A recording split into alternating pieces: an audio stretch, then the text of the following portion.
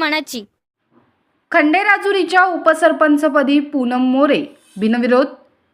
खंडेराजुरी तालुका मिरज ग्रामपंचायतीच्या उपसरपंचपदी पूनम मोरे यांची बिनविरोध निवड करण्यात आली.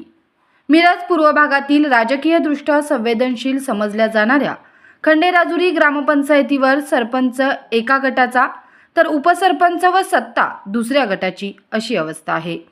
माधवी माने यांनी आपल्या उपसरपंच पदाचा कालावधी संपल्याने राजीनामा दिला होता. नवीन उपसरपंच पदासाठी पूनम सुनील मोरे यांचा एकमेव अर्ज दाखल झाला होता. सरपंच शुभांगी चव्हाण यांच्या अध्यक्षतेखाली ही निवड प्रक्रिया पार पडली.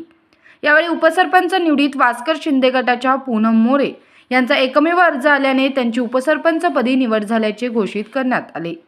दरम्यान या उपसरपंच निवडी प्रक्रियेवेळी 4 सदस्य गैरहजर होते.